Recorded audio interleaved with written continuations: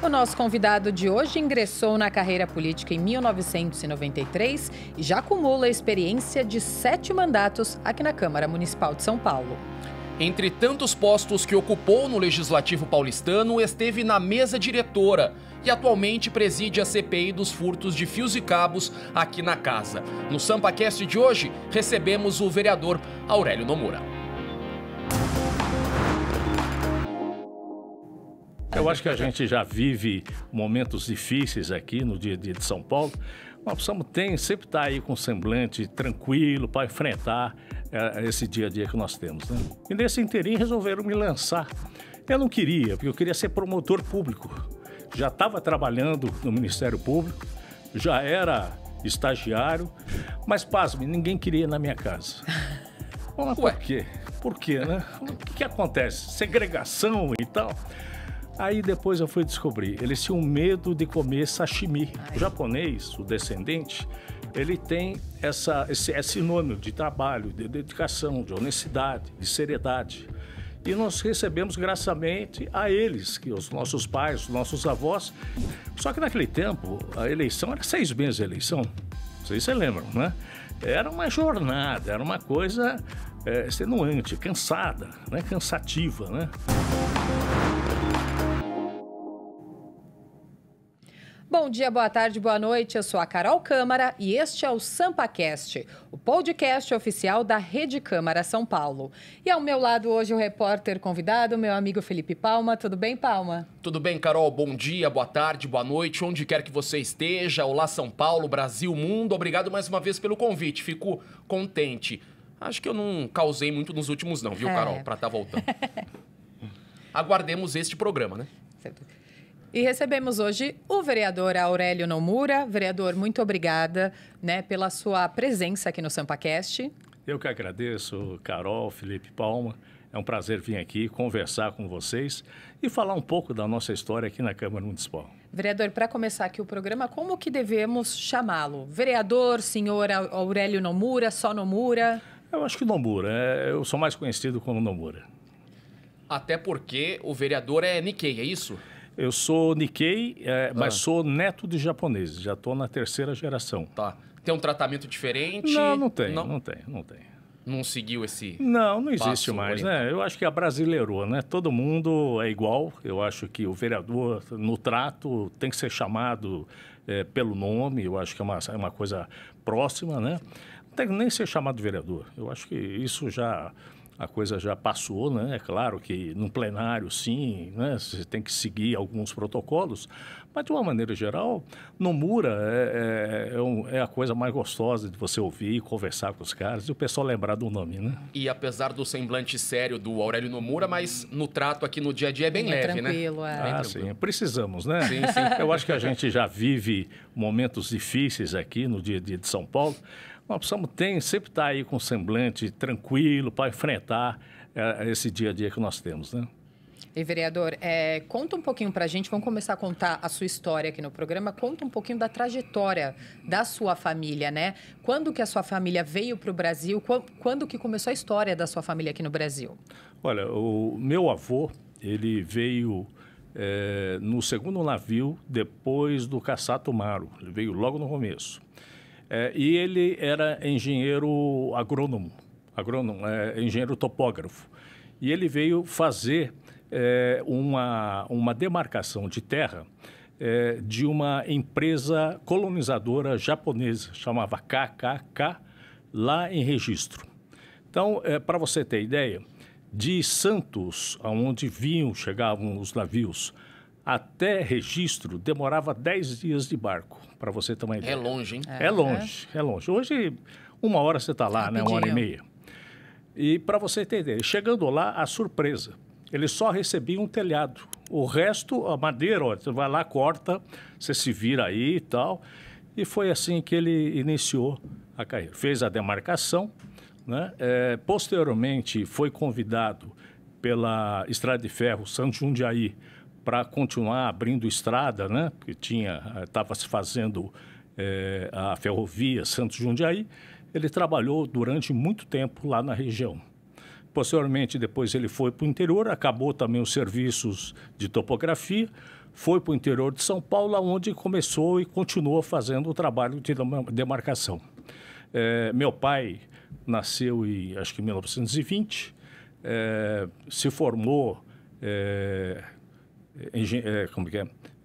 cirurgião dentista, mas nesse interim ele estava fazendo engenharia, é claro, para tocar a empresa do meu avô. Mas teve a Revolução em 32, né? Que a parte da empresa foi desapropriada, ele perdeu tudo. E aí meu avô teve de parar tudo, meu pai teve de parar tudo e fazer uma escola que pudesse fazer à noite, porque de dia ele precisava trabalhar. Então ele resolveu fazer odontologia e seguiu a carreira no interior. Para você ter ideia, ele foi para Marília. Marília, na região, só tinha o meu pai como cirurgião dentista. Então, qualquer acidente que tinha, hemorragia, que eles não conseguiam estancar, eles iam atrás do meu pai, porque ele era o único que tinha capacidade para estancar e resolver esses problemas. Então, naquele inteirinho, ele resolveu trazer professores da faculdade para ministrar cursos, né, para os práticos e até dentistas daquela época. E aí começou a carreira. Resolveram lançar ele vereador no interior, posteriormente foi eleito. Marília mesmo. Marília. Lançaram ele outra vez, teve uma intervenção em Marília, ele foi prefeito interino durante um tempo, e depois ele até infartou, né? Aí desistiu, falou, não pode pensar mais em política, porque naquela época, depois do infarto, você não podia pensar em mais nada, né? Fala, cuida da tua vida. E um belo dia lançaram ele candidato a deputado estadual. Eu lembro que ele chegou do interior, ele fazia faculdade de Direito também em Bauru, ele chegou lá da faculdade, um monte de gente na minha casa, lançando o nome dele, né? Naquela época, o candidato ao governador era também, quer dizer, não era de Marília, mas fez toda a trajetória dele profissional lá em Marília, que era o Laudo Natel. O Bradesco começou em Marília, né, para você ter ideia. E aí teve toda a trajetória, né? Foi eleito 2 vezes deputado estadual, foi eleito 6 vezes deputado federal. E nesse interim resolveram me lançar. Eu não queria, porque eu queria ser promotor público. Já estava trabalhando no Ministério Público, já era estagiário, já estava estudando no Damásio, até uma coisa engraçada, o Damásio também é de Marília, não é? E ele foi cliente do meu pai, foi muito amigo nosso. E o Damásio, incrível, né? Infelizmente faleceu, ele foi professor do meu pai, na faculdade lá de Direito, depois no curso preparatório da promotoria e do meu sobrinho também do curso preparatório para o exame da OAB. Então, ele foi, 3 gerações, foi professor da nossa família.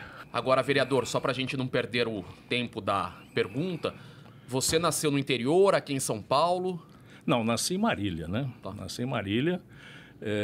Em 62, meu pai foi eleito deputado estadual quando a gente veio para a cidade. E aí nós íamos e voltávamos todo final de semana. Meu pai, para ter ideia, ele nunca dirigiu na vida dele, mas ele teve de comprar um carro para fazer o circuito. Não é perto, Marília, São Paulo. Então, para você ter ideia, a gente ia no começo de trem, fazer a baldeação, mas demorava mais de 10 horas para você. Então, era um transtorno, né? Você ficava mais dentro do trem do que propriamente lá na cidade. Aí ele resolveu comprar um carro. Mas já viu, depois de idade, você comprar um carro era um desastre, era um perigo. O japonês já tem fama de ser meio barbeiro, né? Imagina ele, então, era mais barbeiro ainda, né? E era um DKV, era um negócio maluco. Todo mundo ia dando risada, batendo papo, mas a gente não sabia o perigo que a gente corria. Vereador, o senhor, você falou que veio para cá, né? Ficava a semana aqui e voltava no final de semana. Para qual região da cidade vocês vieram? Nós viemos lá para Vila Mariana, né? Vila Clementino, para te falar melhor, né? E foi engraçado porque morávamos numa rua que tinham vários descendentes. São descendentes de húngaro, de italiano, de árabe, de francês, de estoniano. E a gente tinha uma coisa interessante, porque uma vez da semana, uma das famílias fazia um almoço convidando a molecada. Então a gente ia lá experimentar uma comida diferente. Mas, pasme, ninguém queria ir na minha casa. Mas por quê? Por quê, né? O que acontece? Segregação e tal. Aí depois eu fui descobrir, eles tinham medo de comer sashimi. Eu imaginei que fosse peixe cru. Exatamente. Aí minha mãe, não, tem outras comidas que eu vou fazer para vocês. Aí que o pessoal começou a frequentar. Eles achavam que era só sashimi, né? Só peixe cru. Peixe cru não quero nem saber. Que não é ruim, né? É maravilhoso. É maravilhoso. Agora todo mundo come, né? Mas antigamente era uma loucura, era só familiares mesmo que comiam, e não eram todos também, porque era muito diferente o shoyu, o peixe, né? O sabor, o wasabi, era bem diferente. E não era tão fresco como hoje a gente come também, né? A gente vai voltar a falar sobre culinária. Sim, que a gente adora. Agora, o senhor foi lá para Vila Mariana, que é o teu reduto ainda hoje, atualmente. Tinha alguma ligação ali pelo seu pai estar perto da Alesp também, ou não? Que é bem perto? Ali... meus tios vieram também de Marília ou vieram de outras cidades e ficaram lá na região. E é uma coisa interessante que tem um número muito grande de descendentes de japoneses que se instalaram em Marília e se instalaram na Vila Mariana e se instalaram no Jardim da Saúde. Tem bastante, Tem bastante. Então ficou uma coisa normal, você ia para lá, para onde você vai morar? Vila Mariana ou Saúde, não tinha muita escolha, né? Ou senão Pinheiros também, porque tinha a Cooperativa Agrícola de Cotia, tinha uma série de coisas. E Saúde continua até hoje, né? E até hoje continua. Então você vai lá, tem um número muito grande de descendentes, né? Então eu acho que facilitou e tudo. Apesar que eu fui estudar num colégio de padre, fui estudar no colégio artesano. E o colégio artesano, apesar de ser grande, acho que não tinha, naquela época tinha mais de 1000 alunos, né? Era um colégio que até tinha interno, semi-interno, existiam 4 descendentes japoneses apenas. Eram meus irmãos e mais um amigo nosso que morava lá perto da gente também. E não tinha quase japonês. Gozado, né? Isso aí, né? Vereador, falando ainda da Vila Mariana, da sua infância, quais são as lembranças que você tem da sua infância, de brincadeira mesmo? Porque a gente vive num mundo muito diferente hoje, né? As crianças de hoje em dia acho que nem sabem tudo que a gente conseguia brincar na rua, que tinha segurança, era mais tranquilo, não tinha tanto carro. É verdade. A gente morava numa rua sem saída naquela época, né? Era um buracão, terminava num buracão. Então, carrinho de rolemã, futebol, jogo daquele taco, né, que a gente jogava. Existia uma série de coisas, né? Pega-pega, esconde-esconde, né? E nós tínhamos um vizinho também perto, que ele tinha uma casa de campo aqui na represa de Eldorado. Então, vira e mexe, ele nos convidava, a gente ia para lá e era uma coisa gozada. O pai dele comprou uma casa que desmontou a casa, que era feito de madeira, feito de, caixote de produtos da Volkswagen, para você ter ideia. E tinham 2 quartos, o quarto do céu e o quarto do inferno. Era pintado de vermelho e pintado de azul. Imagina onde a gente ficava, né? E era uma coisa muito gostosa. Então, a infância nossa foi muito boa. Você ia para Marília, encontrava com os amigos, e ali o interior era divertidíssimo, é muito gostoso, é clube, amigo, festa, reunião, bate-papo. A gente ia para a fazenda, meu tio era administrador de uma fazenda lá em Campinas, a gente ia muito para a fazenda, andar a cavalo, tomar leite de vaca, passear. Eu acho que eu tive uma infância maravilhosa, coisa que a molecada não tem hoje. Eles não sabem você pegar laranja do pé, comer fruta. Coisa gostosa. Coisa gostosa. Isso eles não passaram absolutamente nada. Eu vejo meus sobrinhos, por exemplo, de vez em quando eles vão. Agora tem turismo de frutas, né? Sim. Então, eu acho gozado. Ele fala, olha, eu fui lá aqui para São Roque, peguei a uva, comi com a minha mão. Como se fosse uma novidade, uma coisa super assim, diferente. Diferente, né? Parece que não existe, né? Parece que é uma Disneylândia, né, para eles. Então, a gente vê assim e fala, poxa, isso aí a gente brincou tanto, a manga, né? As frutas, de uma maneira geral. pesca, eles também agora estão no Pesca que Pague e tal, mas você vê que a gente teve uma infância muito gostosa, mas principalmente a gente não tinha violência. Isso é uma coisa marcante, né? Você andava para cima, para baixo, não tinha problema nenhum. Você ficava um pouco perdido, o pessoal já ia correndo, onde é que você mora, tal, tentava, todo mundo acolhia você. Hoje é muito diferente, né? Então eu tenho dó exatamente dessa molecada que está aí. Espero que a gente possa, quem sabe, ainda no nosso tempo, a gente possa modificar um pouco esse aspecto da sociedade, que é um aspecto fundamental para o dia a dia nosso. Pela tua história, por aquilo que está contando, e o senhor é brasileiro, imagino que teve uma infância com educação local aqui, né? Ou puxou alguma coisa oriental? Não, tinha muito, né? Tá. Tinha muito. Você não podia contrariar os seus avós, né? Seus avós, seus pais, os mais velhos. Senão o pai ia lá, naquele tempo, puxava a orelha, né?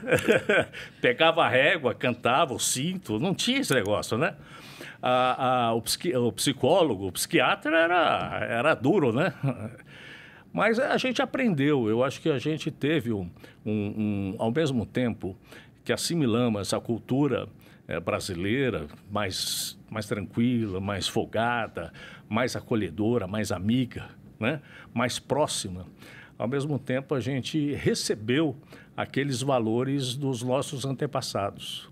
Então, uma dessas, valorizar, agradecer aos idosos, aos nossos antepassados, lembrar dos trabalhos, do trabalho, da dedicação que eles tiveram, essa coisa de seriedade, de trabalho, porque a gente tinha a responsabilidade, até pela cara, que não dá para falar que eu sou italiano, né? Sou japonês, né? Descendente. Não dá para a gente chegar lá e aprontar e falar, esquece, porque fica marcado. Então, eu acho que todo o trabalho que foi feito dos descendentes de japoneses, hoje, a gente recebe esses louros, recebemos essa riqueza, porque o japonês, o descendente, ele tem esse sinônimo de trabalho, de dedicação, de honestidade, de seriedade. E nós recebemos graçamente a eles, que os nossos pais, os nossos avós, e que nós aprendemos e somos obrigados a repassar para os nossos filhos, para os nossos netos. E, vereador, você chegou a comentar já que você entrou na política não por vontade própria, né? Queria que o senhor contextualizasse agora como que foi esse seu início na política. Resolveram te colocar candidato a vereador, você não queria, e aí? Então, pois é.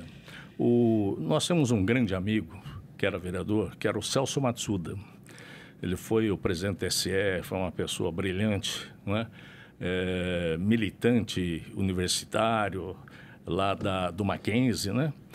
E, de uma hora para outra, resolveram lançá-lo vice-prefeito de São Paulo, como candidato Leiva.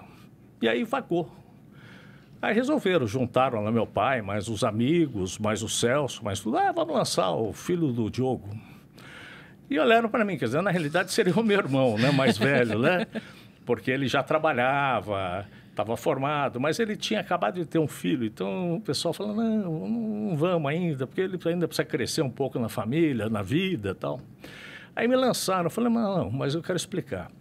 Eu estou fazendo estágio na promotoria, estou estudando para ser promotor. Quer dizer, eu estou caminhando para um outro viés, né? Eu acho que é legal, eu acho que a política é boa, sempre ajudei meu pai, de 2 em 2 anos, né? Porque como vereador era o Celso ou outra pessoa que era indicada. E a gente sempre ia, campanha, né? Então, de 2 em 2 anos.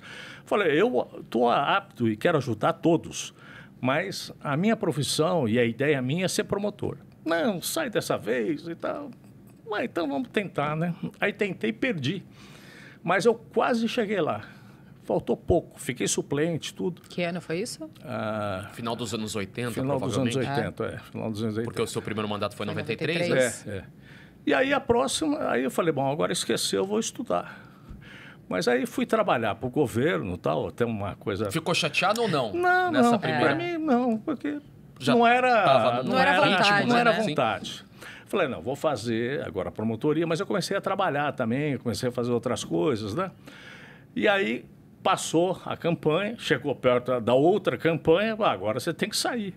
Falei, não quero, eu já tive essa experiência e tal. Não, vamos lançar, e tal, e lançaram. O seu irmão mais velho também não... Meu irmão, ele era... tinha ele estava como... ele estava já clinicando, sabe?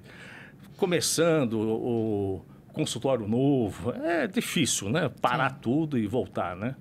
Ele falando, também não dá. Então sobrou para mim. Falei, então vai, já que... Mas olha, vou falar, é a última vez.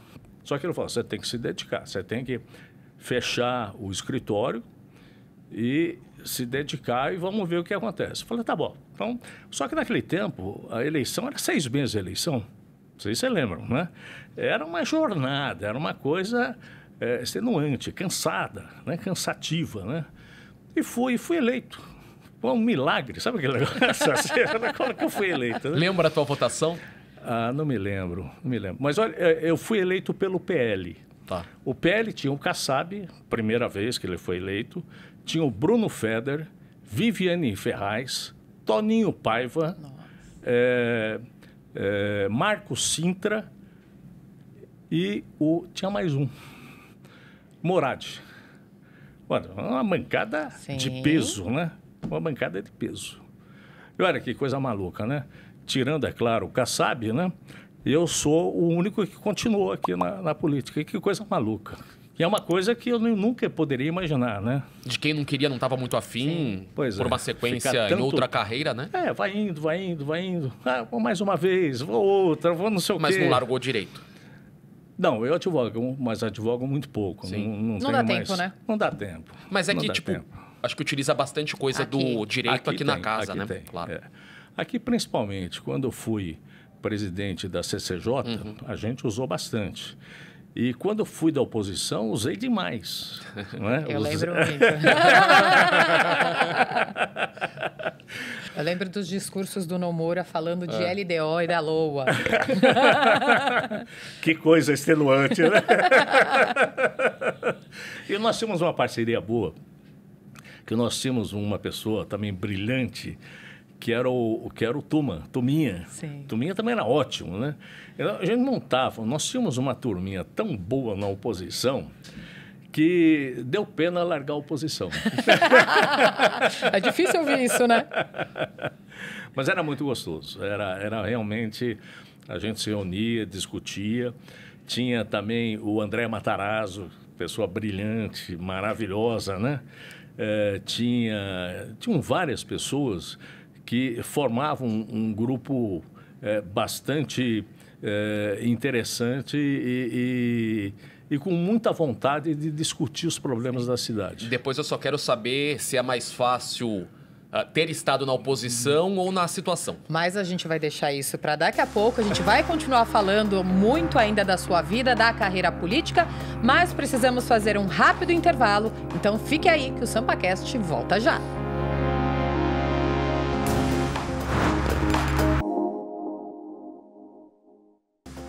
Nossa entrevista com o vereador Aurélio Nomura já vai continuar, mas antes a gente tem um lembrete importante. É isso aí, Carol. Você que está curtindo este episódio pode ficar por dentro de toda a rotina aqui da Câmara e acompanhar todos os nossos conteúdos no canal oficial da Câmara no YouTube. É muito fácil. Aponte seu celular para o QR Code aqui na tela ou dentro do YouTube, clique no botão e inscreva-se. Não saia daí que voltamos já. Na maior casa legislativa municipal do país, são discutidos milhares de temas que transformam a vida dos cidadãos. Discursos calorosos no plenário, votação de projetos de lei que levam horas, acordos. A verdade é que nem sempre a gente fica sabendo de todos os detalhes que envolvem esse processo democrático. Mas aqui no Vossa Excelência Memória, eu te garanto, os ex-vereadores abrem o jogo, viu? Era mais difícil, Viviane, você se eleger vereador do que deputado federal. Ah, é? Por conta do número de vagas muito pequeno numa população enorme desta cidade.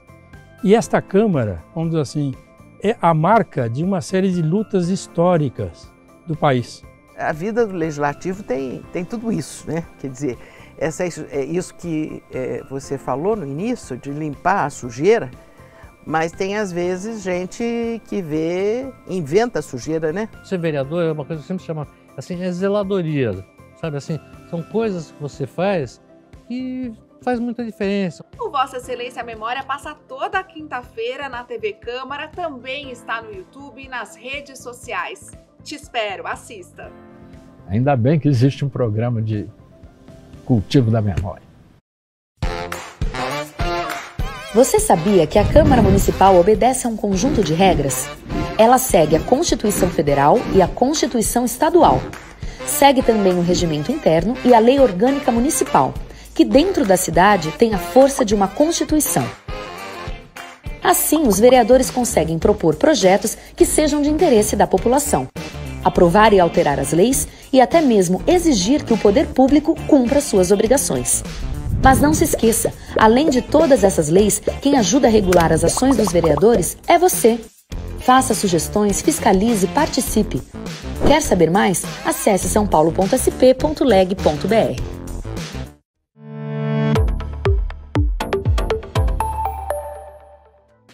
Conheça o Em Tramitação, o programa que te apresenta as propostas que são discutidas na Câmara Municipal de São Paulo e te explica como falar com os vereadores da cidade. É toda segunda-feira, às 9h20 da manhã. Se inscreva no nosso canal no YouTube para não perder nenhum conteúdo.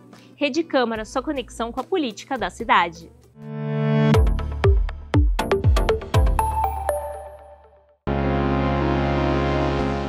Eu acho que a gente passou por vários governos, tivemos vários presidentes, parceiros, companheiros, pessoas que galgaram postos acima, são várias pessoas. Hoje você vai no parque e você vê que nós temos lá, na realidade, uma praia dentro do centro da cidade. É incrível. Os vereadores que participaram durante todo esse processo me deram a honra de ocupar diversos cargos. Reformulação das subprefeituras é importante, porque as subprefeituras hoje só faz o serviço de zeladoria.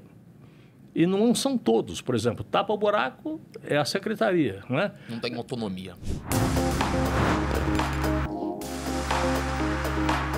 Voltamos com o SampaCast, que hoje recebe o vereador Aurélio Nomura. Vereador, a gente terminou o último bloco, né, Palma, contando um pouquinho desse seu início aqui na Câmara Municipal de São Paulo. Início lá em 93, né? São 7 mandatos consecutivos aqui na Câmara. Tem muita história, né?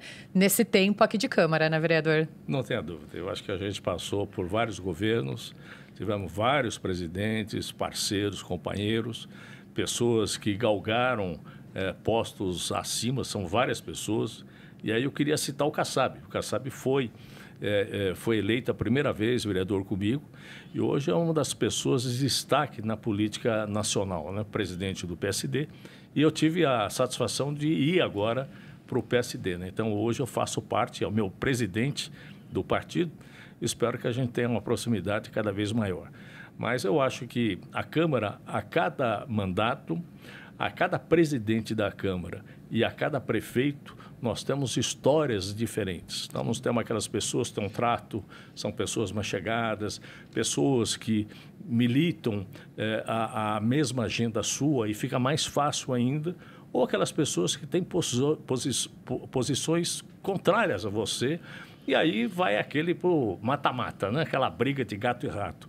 Mas, de uma maneira geral, eu acho que todos na oposição, na situação, olham e têm a visão de trabalhar por um melhor que seja para a cidade de São Paulo. Eu acho que esse é o aspecto que existe o bom senso, existe o equilíbrio e a visão de todos.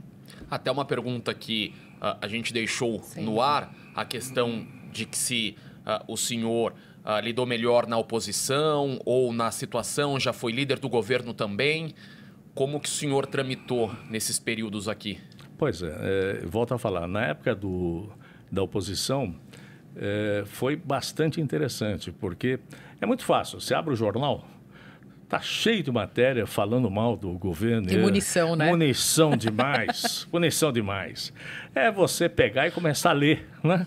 Ler notinhas e vai embora. Você consegue falar como eu já cheguei a discutir aqui, mais de 10 horas, né? Em alguns projetos.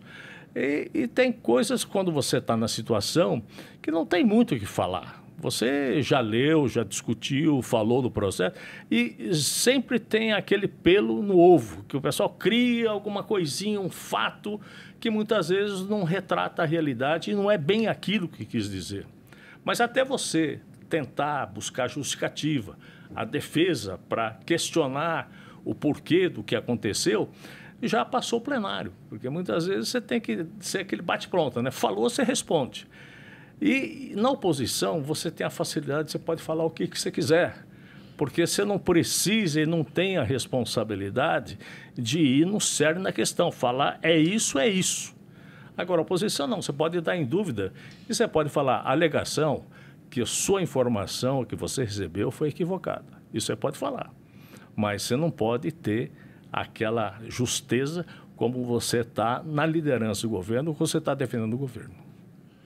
E falando ainda do seu mandato, né, dos seus mandatos, falei que é muito tempo aqui na Câmara. Imagina a quantidade de projetos de lei que o senhor tem que já viraram leis. Eu queria saber quais que o senhor gostaria de destacar aqui desse tempo todo de Câmara. Olha, eu tenho alguns, mas eu tenho um especial, que é a criação do Parque Augusta. O Parque Augusta é um projeto de 14 anos que levou. A gente começou a discutir com o pessoal ali da região, né? E era uma coisa maluca. Quando a gente falava que ia fazer ali um parque, os caras davam risada da gente. Até porque o local muito abandonado. Sim. Muito abandonado. A gente acompanhou aqui, né, na Rede Câmara, enfim. E era um estacionamento ali, Sim. na realidade, né? Abandonado também, né? Uma parte tinha sido cedido para fazer o parque, o resto abandonado, largado. E o proprietário... Foi invadido. E o proprietário não tinha muito interesse em tocar, porque ele sabia que lá seria uma área bastante valorizada quando tivesse toda a ocupação, né? Ou se viesse um novo plano diretor, como aconteceu. Então, quando a gente começou a discutir, até nós fomos impedidos de ocupar a área, nós fazíamos o piquenique na Rua Augusta.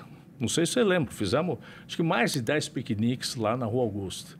E era uma coisa maravilhosa, porque começou a formar um caldo, pessoas começaram a ingressar, não, eu topo, olha, é maravilhoso, e começamos a discutir. Quando a gente chegou a aprovar em primeira, foi uma discussão muito grande. Falei, vamos aprovar em primeira, para mostrar o interesse, e depois vamos discutir, nós temos o plano diretor para votar, nós temos tantas outras coisas, e conseguimos votar. Posteriormente, tivemos novamente a chance de votar, que foi na época do Haddad com relação ao plano diretor e também com relação à questão do uso e ocupação do solo e também ao projeto propriamente dito. Só que quiseram dar um passa-moleque na gente. Aprovaram o parque, mas falavam que apenas 30% do parque, da área seria o Parque Augusta. Aí nós mostramos, falamos, o projeto meu não diz isso, ele faz a totalidade da área. E aí começou a briga, a questão, eles já tinham aprovado o projeto, mas nós tínhamos criado condições que não permitia outro tipo de construção. Mostraram um projeto maravilhoso, eram 6 torres que iam construir, falavam que ia sair tudo de graça para ninguém se preocupar. Eu falei, não, mas não tem problema. Porque, paralelamente, o Ministério Público conseguiu fazer um acordo com os bancos que levaram aquele dinheiro do Maluf, você lembra? Lá para a Inglaterra, né? Para Londres, se não me engano. E como indenização, aquele dinheiro que eu acho que deu 10 ou 20 milhões de dólares, seria destinado à construção do Parque Augusta. Então, estaria resolvido, né? E nós ficamos, a coisa no ar. Entrou o João Dória, propôs troca de terrenos, eles fecharam o parque, os proprietários, impediram o acesso de todos, e aí começou uma briga judicial. Graças ao Ministério Público, né? Nós fomos vencedores do projeto. Eles tiveram de pagar uma indenização que se transformou em obras para a construção do parque, e o parque saiu de graça. A prefeitura pagou o potencial construtivo da área. Então, a prefeitura não pagou nada do bolso. E foi uma obra maravilhosa. Hoje você vai no parque e você vê que nós temos lá, na realidade, uma praia dentro do centro da cidade. É incrível. Eu ia falar isso, o pessoal vai para tomar sol. Vai para tomar sol. É incrível. Cadeira, canga estendida. Nós recebemos mais de 1.800.000 pessoas até hoje. Olha, o Parque Ibirapuera, claro que chega a esse número e até um pouco mais. Até pelo tamanho, né? Até pelo tamanho. Mas o Parque Augusto, Bruno Covas, né? É bom que se diga, ele tem um tamanho extremamente pequeno, mas o que ele é disputado não é brincadeira. Porque não tem um parque ali na região, né? Não tem uma área verde daquela na região. Ficou o oásis. Quando a gente começou a discutir isso e descobrimos também que aqueles 30% que estava preservado, trata-se de mata nativa, mata atlântica. E tem um sítio arqueológico lá também. E tem um sítio arqueológico. Então, foi toda a coisa, foi reunindo para que seja hoje um Parque Augusto. Um outro projeto que eu gosto, que agora eu acredito que o governo vai levar à frente, mas foi um dos primeiros projetos quando fui eleito, que diz respeito ao Boulevard da Liberdade. Em cima da leste-oeste foi feito um buraco, né? Lá como é que é? Lá tem a passarela ali da Liberdade, né? Na avenida então mesmo. Tem a Avenida da Liberdade, Galvão Bueno, Conselheiro Furtado, são 4 avenidas. E a primeira ideia é o movimento que tem ali. Vamos fazer primeiro um estacionamento. Então foi feito, a ideia foi projetado o estacionamento. Só que ninguém quer construir um estacionamento porque não resolve, não fica muito caro e tal. Então vamos fazer um boulevard, fizemos um boulevard. Aí lançamos, foi feito o projeto, mas não foi para frente. Por uma série de questões, a coisa não adiantou. E agora, conversando com o nosso prefeito, eu estava mostrando o projeto para ele. Eu falei, olha, esse projeto é um projeto que pode modificar, vamos dizer, as novas licitações e as ocupações, porque você vai licitar, né, o espaço aéreo, porque é o espaço aéreo exatamente que você vai licitar e você vai preencher num local extremamente importante para o turismo de São Paulo. Ali recebe um número grande de turistas vindos de todas as partes do mundo. E que faz parte hoje do programa Ruas Abertas. Precisa de espaço, né? Ficou muito pequeno. Exatamente. E aí ficamos discutindo, mudou, em vez de boulevard, ficou a Esplanada da Liberdade. O prefeito fez o PMI, que é o de interesse, manifestação de interesse de pessoas que queiram construir, que queiram participar.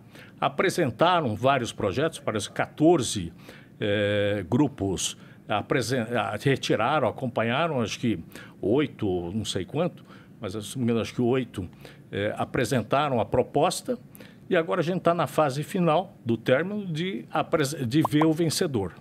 A partir daí vai ter a licitação.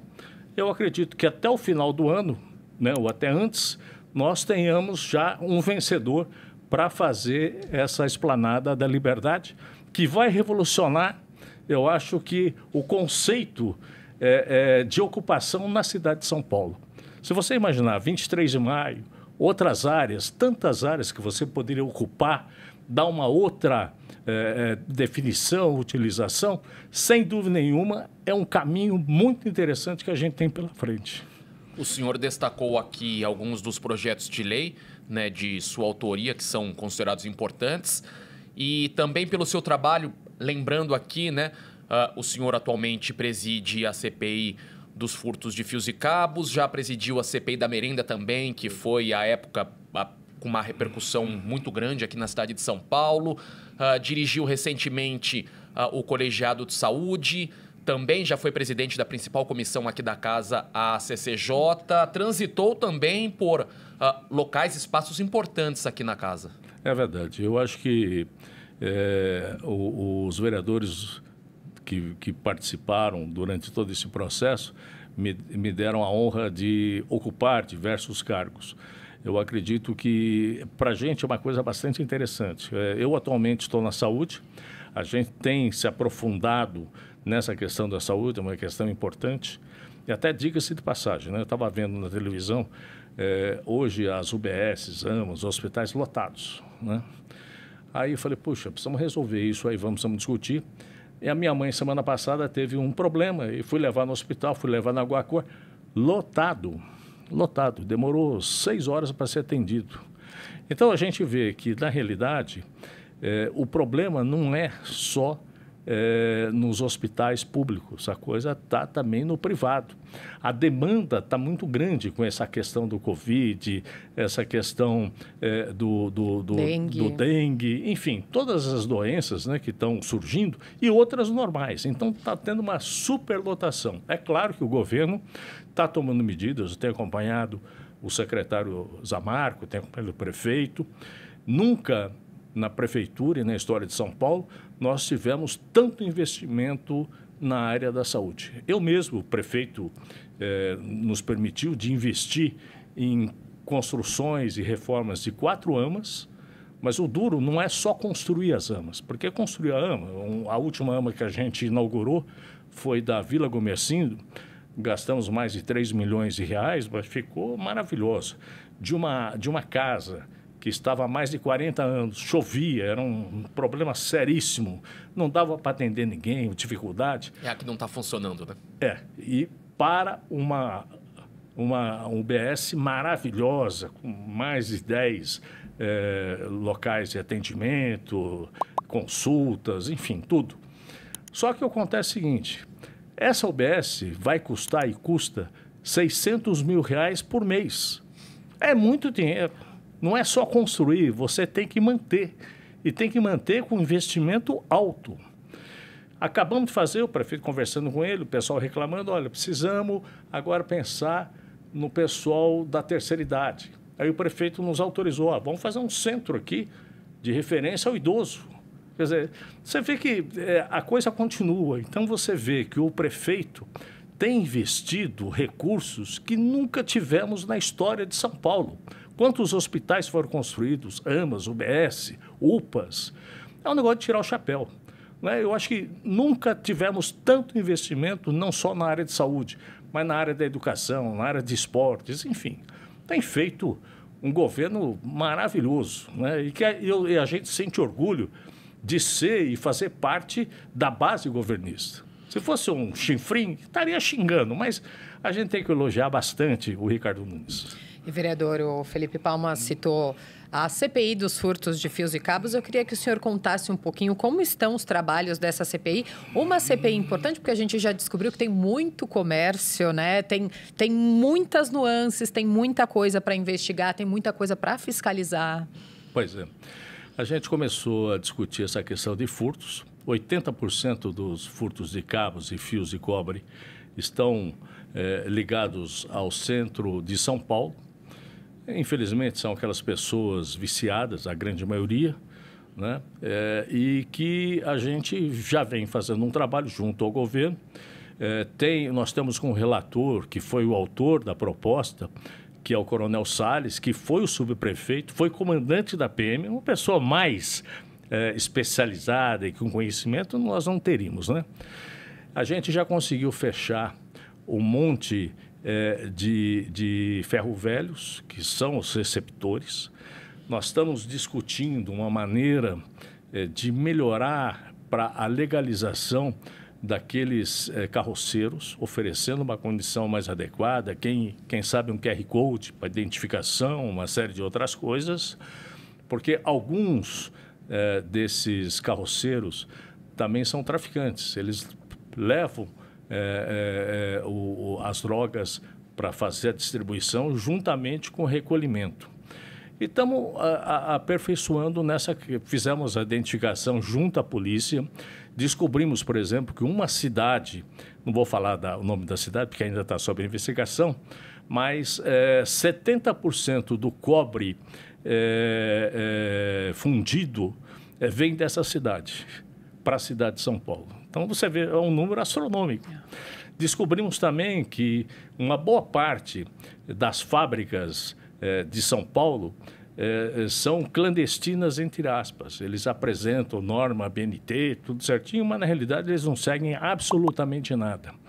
E a coisa que nos chamou a atenção no transcorrer dessas investigações, que nós temos 70% dos cabos de fios e cobres na nossa cidade e no nosso país são fora dos padrões das normas do ABNT, por incrível que pareça. E é um perigo, né? É um perigo.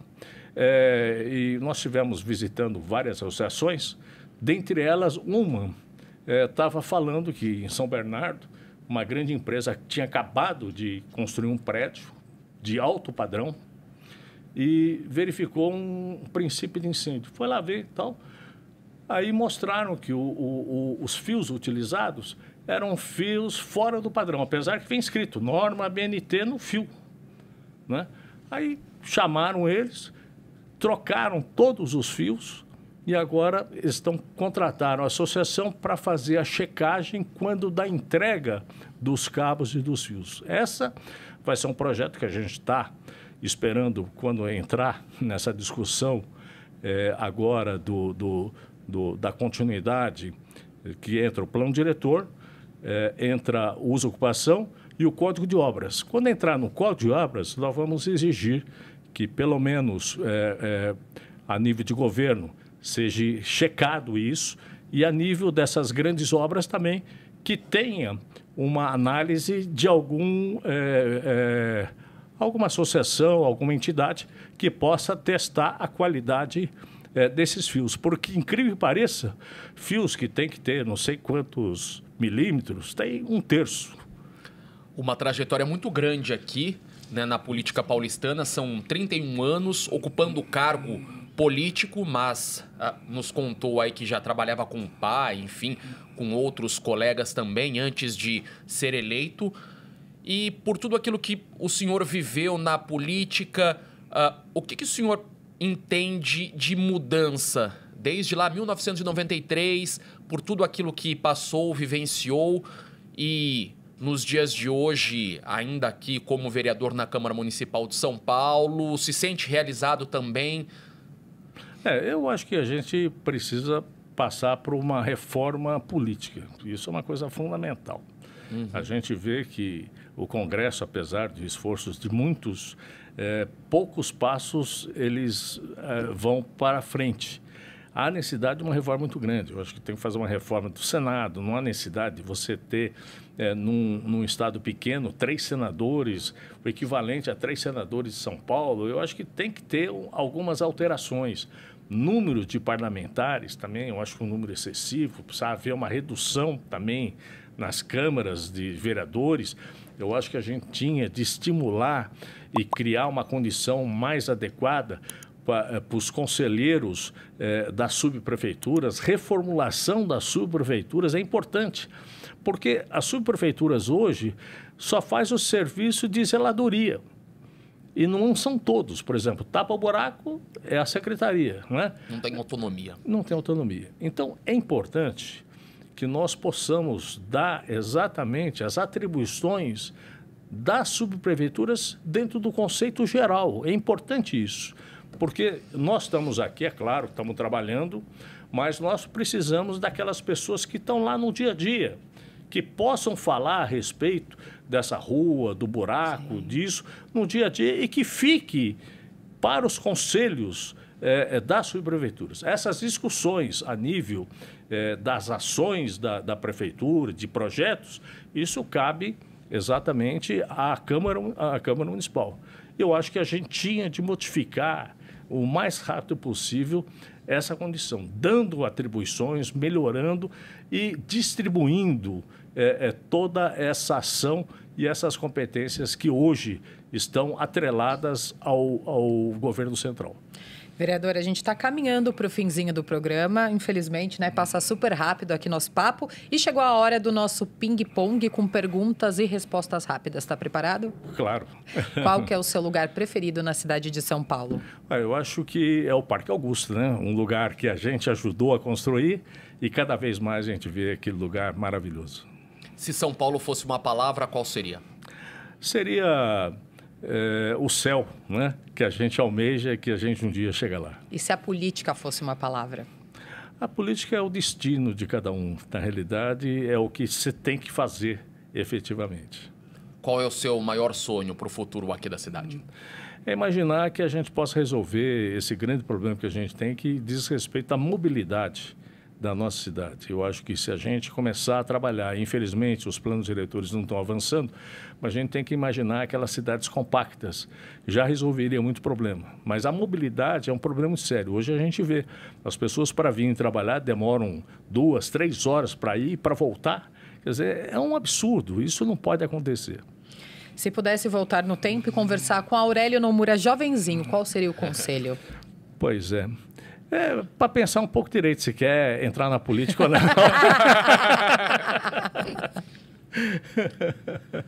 E o seu conselho para o jovem de hoje?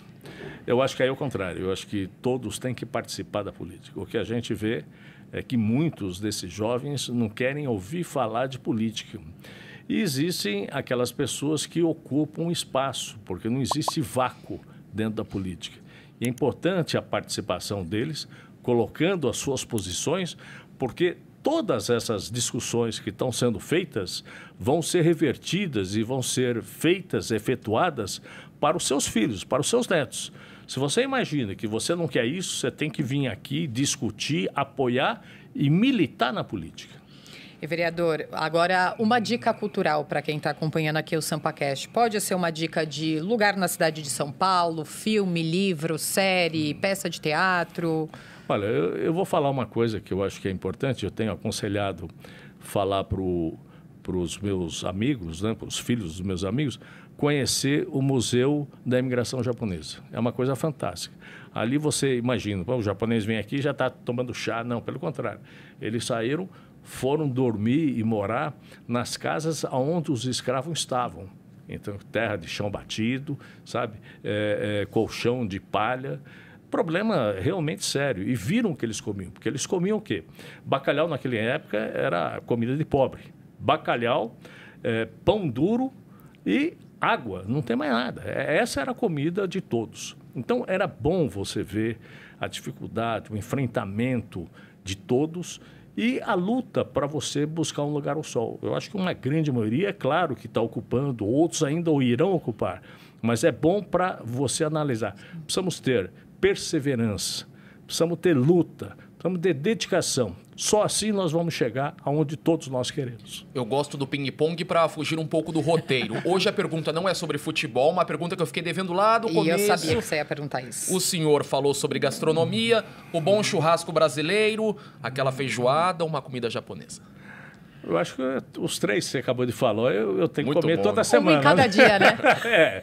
Sábado não pode faltar uma feijoada, não é? Domingo tem que ter um churrasco. Sim. E durante a semana, é claro, uma comida mais leve tem que ser um sashimi, né? Boa, sabe cozinhar? Eu sei cozinhar. É bom na cozinha? Não sou, mas todo mundo que come, eu tenho um segredo, que eu estico a comida ao máximo. Então, se nós vamos jantar lá pelas 11 horas, 11 e pouco. Tá todo mundo morrendo de fome, ninguém reclama. Vereador, agora, para a gente encaminhar aqui para o finalzinho do programa, um spoiler. Vai ser candidato à reeleição para vereador? Vou. Eu ainda tenho uns projetos, né, como eu estava falando, o projeto do Boulevard da Liberdade, Esplanada, depois de quase 30 anos, está se tornando uma realidade. O Parque Augusta também, né, se tornou uma realidade. E eu tenho alguns projetos ainda em execução, em andamento, que quero efetivamente que sejam confirmados e que a gente possa transformar em realidade e transformar em lei. Felipe Palma, muito obrigada pela sua companhia aqui no programa. Tá se comportando melhor, viu? Eu que agradeço, Carol, e tô até achando estranho porque a direção aqui do programa hoje nem me chamou tanta atenção assim, viu? Tá Tô melhor. preocupado, tô preocupado. Ele é rebelde, viu, vereador? Ele é rebelde. Tô preocupado. Vereador, muito obrigada pela sua participação aqui no programa. Já tá convidado a voltar, porque a gente ainda tem muita pergunta, né, Palma? Sim, olha, pode me convidar sempre. Eu agradeço o convite, a participação de vocês e vou estar às ordens. Qualquer coisa, a gente toda hora se defronta aqui na Câmara, vou estar às ordens para qualquer sugestão, principalmente essas reclamações, viu? Por favor. Obrigada, vereador. Obrigada, Palma. E é isso, esse foi o SampaCast de hoje, galera. Semana que vem tem mais. Continue acompanhando os conteúdos da Rede Câmara pela TV Câmara São Paulo, pelo portal da Câmara e também pelas nossas redes sociais. Não se esqueça também de se inscrever no nosso canal no YouTube. Rede Câmara São Paulo, sua conexão com a política da cidade. Tchau, galera. Tchau.